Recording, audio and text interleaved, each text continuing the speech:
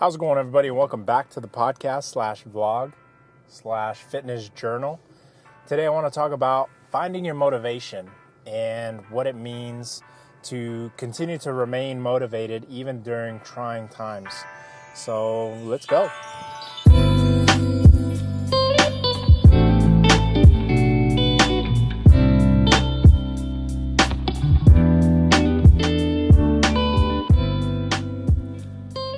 Again, before I get into today's topic, I'd like to talk about the workout today. Today is Thursday. Actually, it was shoulder day. And shoulder. I'm a little lost and confused right now. Anyways, shoulder day. So there's a couple things that I ended up changing with today's workout. From the previous work weeks. And one of those things is the movement that I start my day with. When I get into the gym, I usually do some warm-ups with some very light dumbbells. However, today, after that warm-up, instead of moving into seated dumbbell shoulder presses, I opted for a seated Arnold press. Now, my right elbow is still feeling some form of discomfort. I can't quite pin what it is that caused it. I have neglected doing my flat barbell bench press in order to baby my right elbow. I've opted out of doing seated dumbbell presses in order to give my elbow a little bit of time to recover. And instead, I moved with a lighter weight today, grabbing the 40-pound dumbbells and proceeding to do the Arnold dumbbell presses. And they felt really good. I did it for 3 sets of 10, and I was kind of forgetting exactly how good an Arnold press feels. It engages a lot of the shoulder. I felt a bit of a shoulder pump after my 3 sets of 10. I was able to successfully complete 3 sets of 10. My dumbbell shoulder press, I left off at 80-pound dumbbells, so 40 pounds was going to be nothing. I'm not sure if it's because of the range of motion that you incorporate with an Arnold press that causes your shoulders to feel a little bit more engaged, but it felt good. I felt little to no stress on my elbow. After that, I moved to the shrug machine, which I had 3 45-pound plates and 2 10-pound plates on each side. I kept it the same as last week. Or no, actually, I moved up from last week. And it felt really good. I'll continue to move up. Eventually, I'll be shrugging 4 plates on each side, or 8 plates total, and at that point it might look ridiculous. I know that loading that many plates just to shrug, I might just drop the weight and do a higher rep range, maybe for 15 or something like that. I'm not trying to be that guy that can shoulder shrug, an insane amount of weight, so it's not really something that I care to continue to try to push for gains on. After that work, I moved to the Smith upright row, which I am debating on canceling that or stopping. I'm debating stopping incorporating that movement in my workout because I've been at a standstill for the past 3 weeks. I've been upright rowing 45-pound plate on each side of the Smith machine, and there's a certain tightness to it when I'm rowing. And with the Smith machine, you almost have to be hitting it in the right way to feel it. Otherwise, your body wants to maneuver a certain way, but it won't be able to because the Smith machine is on a single track. So your body has to adjust to the Smith machine rather than the weight adjusting to your body, if that makes any sense. So I might cancel that. I might take that off my workout list and I've been debating doing barbell front lat raises or front shoulder raises, because that's something that I haven't done in a while, and I might give that a shot next week. So for right now, I think that's it for me in the upright rows on the Smith machine. After the Smith machine, I moved to side dumbbell raises. Now, this is an exercise that I had been remaining at the same weight for a little bit. However, today I moved up to the 30-pound dumbbells, and they felt pretty good. My last set, I might have cheated a little bit and sort of got a little bit of a swinging motion to squeeze out those last two repetitions, but for the most part, it felt like a really clean lift. It felt good on my shoulders. I pull to parallel or to level, where my arms are level. I've heard that going slightly higher is better, but for me, that range of motion, it feels awkward in my shoulder, so I don't want to push it. If 30 pounds is where I stay until I'm old and gray, then that's fine by me. But for right now, I'm able to get it to level, and I can hold it there for like half a tick, and then the weight has to come down. So to me, that feels like a good engagement of the muscles. After my dumbbell shoulder raises, I then proceeded to do the rope face pulls, which I felt a little bit more in my back.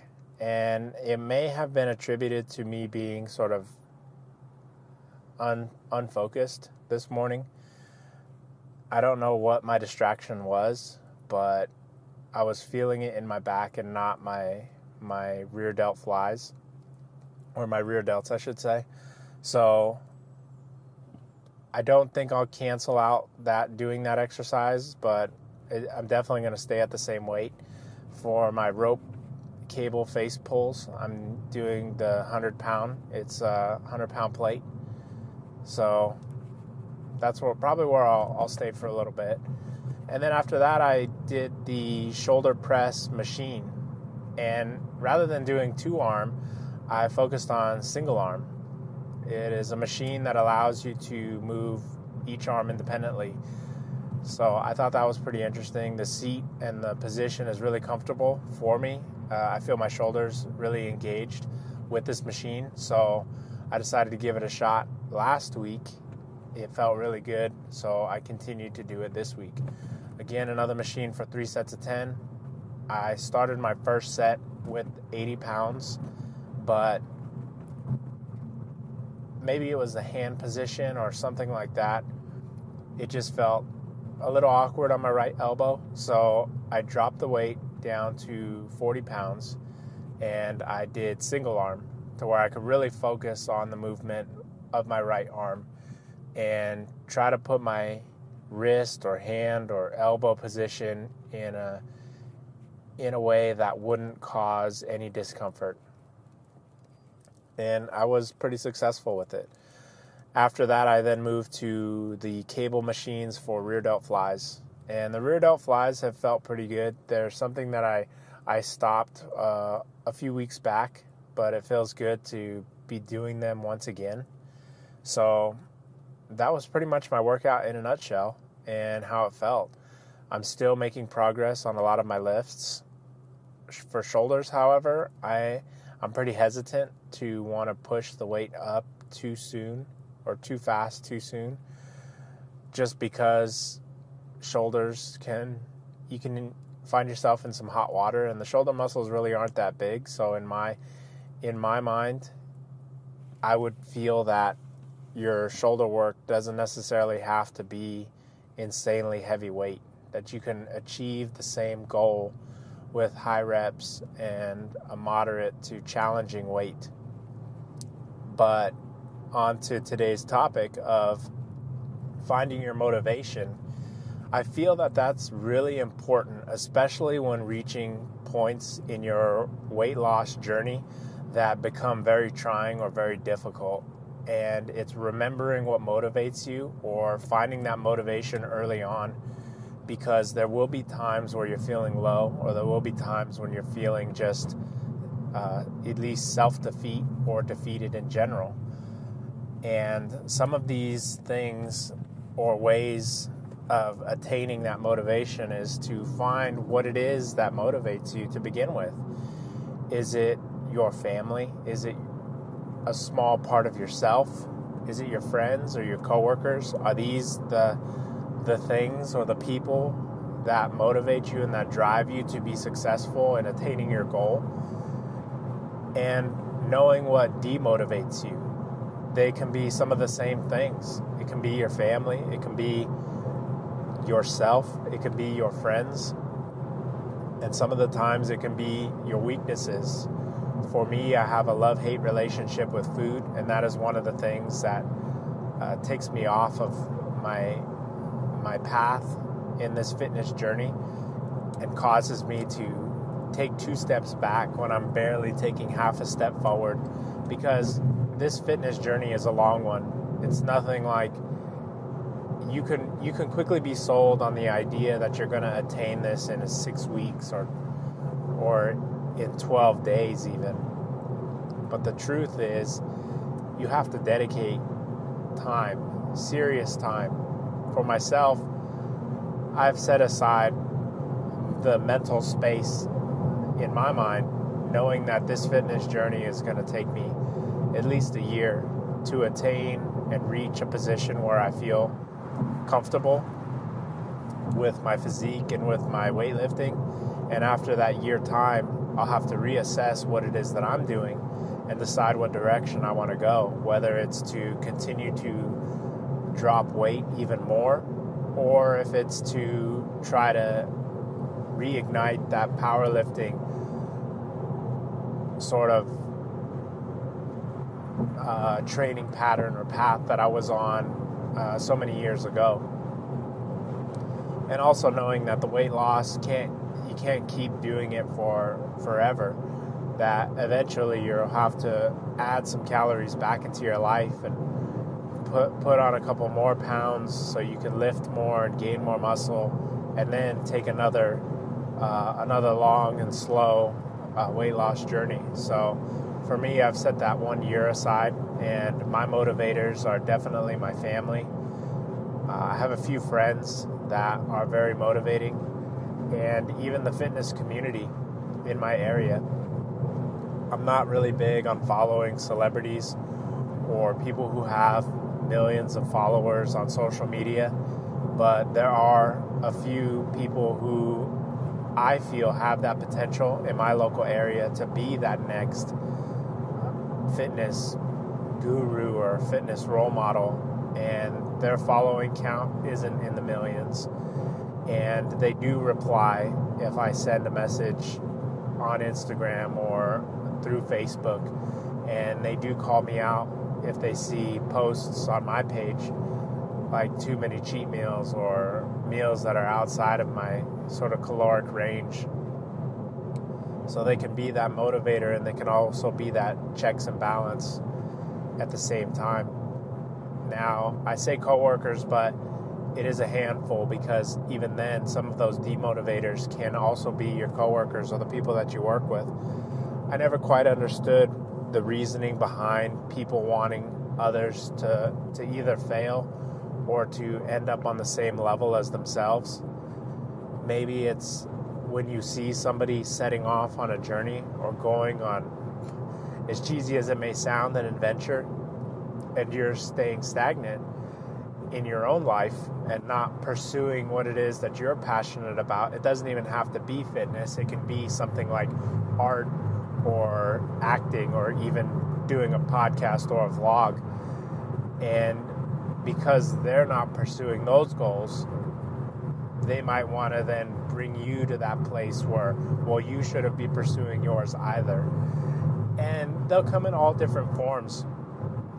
They can come in forms of sort of negative reassurance, where they'll provide negative feedback, where it's like, well, why do you even work out? You're just going to get old anyways, or it's a waste of time, or do you want to come out and have lunch with us, or I'll even buy you lunch. Things of those nature can can cause a person to not only fall off of the path that they're on, but feel demotivated to even pursue that fit life in itself. So avoiding those types of individuals, or trying to at least steer clear of that type of negative talk or that type of talk in general, is one of the things that I would recommend. But, excuse me, it's allergy season going crazy, nasal congestion. But even family, I know that at family functions, a lot of times they might ask you, well, why aren't you eating, grandma's tamales, or you don't want to eat any of this food, you don't want seconds, isn't that what you work out for? I mean, a lot of these reasons can come up, or a lot of these sort of pressures can come up even from family, and that makes it very hard. One of the ways that I avoid it is I never want because I'm not pursuing this as like a person who wants to step onto a stage and be a bodybuilder, or a person who is looking to sell myself via the way my physique looks. I'm not trying to sell you on any workout plans or any dietary things. So I don't need to look a certain way. I just want to feel a certain way. And because this is a lifestyle that I'm trying to live for the long haul, when I know that there's going to be a family function, I'll usually designate that day as the day I'm going to have my cheat meal.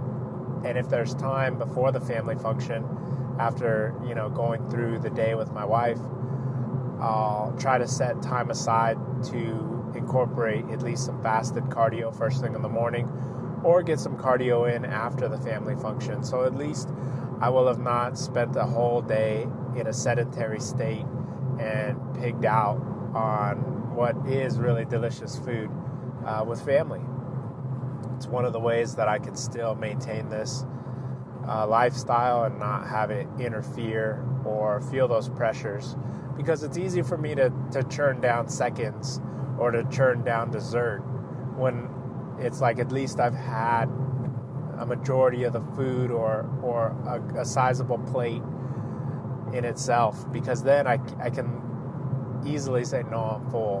Whereas before, I want to say my first time around, I was packing a meal when going to see family, and I was that guy who was warming up a chicken breast and some brown rice in the microwave while everyone else was having either enchiladas or some barbecue or some ribs or things like that. So because that's not the case this time around for me, family is not, or has not been put in a position to be a demotivator for me. They are very motivating and encouraging when it comes to seeing me attain my goals and helping me to achieve this fitter lifestyle. My wife has definitely been a huge motivator. My son, though he cannot really tell me, is a motivator in the sense that I want to be in a healthier shape for him so that I can run and I can play and try to keep up with him and his limitless amount, or what seems like a limitless amount of energy.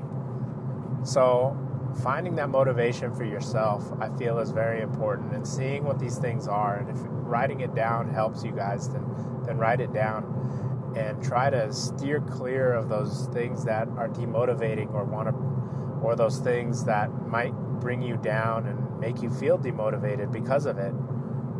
So again, I want to thank you guys for taking the time to listen to this podcast. If you're watching me on YouTube, be sure to leave a like and a comment in the comment section down below. Let me know what you guys think. If you're listening to me on iTunes, know that I am now on Stitcher and the Google Play Store. I may have said that in a previous episode. I'm not sure. I just want to make sure I cover all those bases. But you can find this podcast on Stitcher as well as the Google Play Store. And if you want to contact me or see what I'm up to, Instagram is the place to do that. I don't mess with Facebook anymore. I'm not about that Snapchat life. However, you can find me on Instagram at Ramon_Campamor. That is CAMPOAMOR. You guys can feel free to send me a DM with any comments or any topics that you might like me to cover in these podcasts. And yeah, that's pretty much it for now. So take it easy. Thank you again, and I'll catch you guys in the next one. See ya.